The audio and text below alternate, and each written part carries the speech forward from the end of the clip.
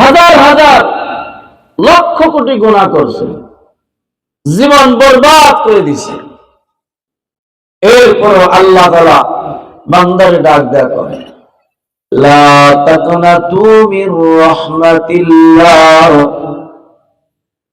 লা তাকনাতু মির রাহমাতিল্লাহ।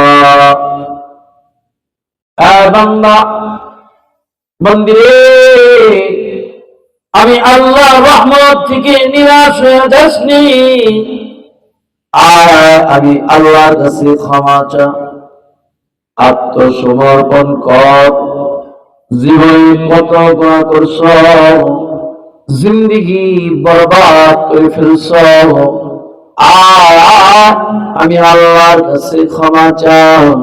ক্ষমা চাইতে দেরি তো আমি আল্লাহ তোরে মাফ করতে দেরি করব না। এ বান্দা, হাতের গুনাহ হয়ে গেছে। এ দুনিয়ার বান্দা বান্দি, চোখে তারা জিনা গুনাহ করছে, গুনাহ করে জিন্দেগি বরবাদ হয়ে গেছে। বাজা বাজা, ফিরে আয়, ফিরে আয়, চলে যাস না। বান্দারে, আমি আল্লাহ ছাড়া তো কেউ গুনাহ মাফ করতে পারবে না। পারবেনি? কথা বলেন। আমাদের সকল গুনাহ মাফ করবেন কে? কার কাছে ক্ষমা চাইব আমরা? আল্লাহ তাআলা বলেন, ইন্নাল্লাহা ইয়াগফিরুদ যুনুবা জামিআ ইন্নাহু হুয়াল গফুরুর রহিম। আমি আল্লাহ ক্ষমাশীল, ক্ষমা করনেওয়ালা। ও বান্দা আমারে, আমি আল্লাহরে ডাকতে চাও, যত বেশি ডাকবা তো আমি আল্লাহ খুশি হয়ে যাই রে। বাবারে যদি একাধিকবার ডাকা হয়, বাবা রাগ হয়ে যায়। মাকে যদি একাধিকবার ডাকেন তো মা রাগ হয়ে যায়। বিবিরে ডাকবেন, বিবি রাগ হয়ে যায়। সবাই একাধিকবার ডাকলে সবাই রাগান্বিত হয়ে যায়। এই কেন ডাকো? রব্বে করিম আল্লাহ বলে, আমি তো রহমান, আমার যত বেশি ডাকবি তো আমি আল্লাহ তো তুমি খুশি হয়ে যাবে। আল্লাহু আকবার, আওয়াজ করে আল্লাহু আকবার। আর যত কম ডাকবা তো আমি তোমার প্রতি নারাজ হয়ে যাই। এজন্য আমার বাবাজিরা, মালিক রে ডাকবো, মালিকের কাছে চাইবো, মালিকের কাছে ক্ষমা চাইবো, যা কিছু দরকার আল্লাহর কাছে চাবো। কারণ আল্লাহ হলেন কাদির, আল্লাহ সকল ক্ষমতার অধিকারী, সকল শক্তিমান হলেন আল্লাহ। কে বাবা? ইন্নাল্লাহা আলা কুল্লি শাইইন কাদির, ইন্নাল্লাহা আলা কুল্লি শাইইন কাদির। আল্লাহ তাআলা সকল ক্ষমতার মালিক আমি আল্লাহ, সকল ক্ষমতার, সকল শক্তির মালিক আমি আল্লাহ।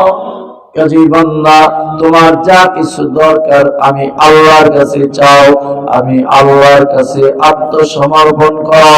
আজকে মাদ্রাসাতুল আজিজা ইসলামিয়ার মাহফিলে বসে যাও, তওবা করো, ইস্তিগফার করো। এ বান্দা, তোমার জিন্দেগির তামাম গুনাহ আল্লাহর কাছে সুবহানাল্লাহ, সুবহানাল্লাহ। কেউ যদি একবার দিল থেকে বলে সুবহানাল্লাহ, আল্লাহর নবী বলে, উম্মত রে, তৎক্ষণাৎ সঙ্গে সঙ্গে আল্লাহ তাআলা তার জন্য জান্নাতি এমন একটি গাছ লাগা দেন, এই গাছটা 10 দুনিয়ার সমান হবে। সুবহানাল্লাহ, আল্লাহু আকবার। এই জন্য সময় পেলে আমরা সুবহানাল্লাহ জিকির করব। ইল্লাল্লাহ জিকির করব, আল্লাহু আকবার জিকির করব। জিকির আপনার আমার দিল পরিষ্কার করে দিবে। জিকির মানুষকে দামি বানায় দিবে।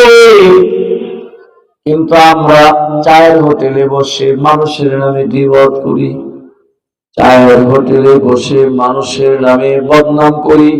না রে না বাবা, না না, গীবত করব না। قال النبي صلى الله عليه وسلم الغيبة أشد من الزنا।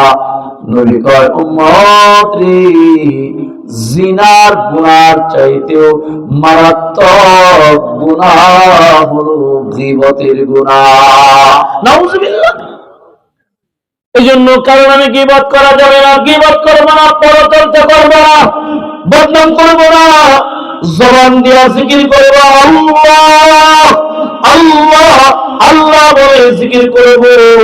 এই যুবক ভাই, দুনিয়া আমলের জায়গা, দুনিয়া হলো আমলের জায়গা। যেদিন দুইটা চক্ষু বন্ধ হয়ে যাবে, সমস্ত আমল বন্ধ হয়ে যাবে। قال النبي صلى الله عليه وسلم إذا مات الإنسان انقطع عمله إلا ثلاث। মানুষ যখন মারা যায় তো তার সমস্ত আমলের দরজা বন্ধ হয়ে যায়,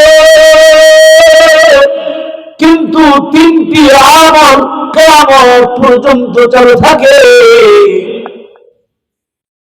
হায়াত যেদিন শেষ হয়ে যাবে, নামাজ আর প্রয়োজন হবে না।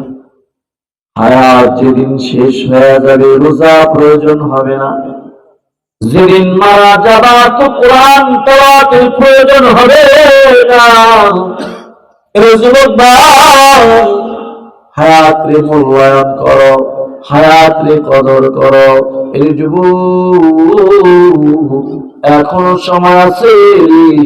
এই হায়াতের ভিতরে আল্লাহ ধরো, আল্লাহ রাসূলকে চিনো। আল্লাহ তাআলা বলেন, এই দুনিয়ার বান্দা বান্দি, এই দুনিয়ার মানুষ, হায়াতের ভিতরে তোমরা আমার বন্ধুরে ধরো। সুবহানাল্লাহ, সুবহানাল্লাহ। আল্লাহ তাআলা বলেন, এই দুনিয়ার বান্দা বান্দি, আমার বন্ধুর মধ্যে তোমাদের জন্য রয়েছে উত্তম আদর্শ, উত্তম আখলাক, উত্তম নমুনা। আল্লাহ বলেন, লাকাদ কানা লাকুম ফি রাসূলিল্লাহি উসওয়াতুন হাসানাহ।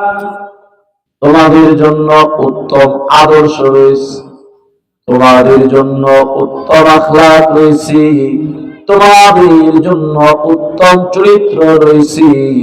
মুহাম্মাদুর রাসূলুল্লাহ সাল্লাল্লাহু আলাইহি ওয়াসাল্লামের মধ্যে।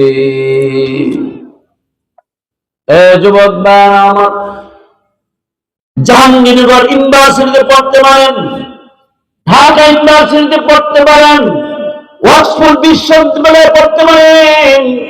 আপনার ভিতরে নবীর মহব্বত, পয়গম্বরের আদর্শ যদি না থাকে, আপনি কমপ্লিট আদর্শবান হতে পারবেন না।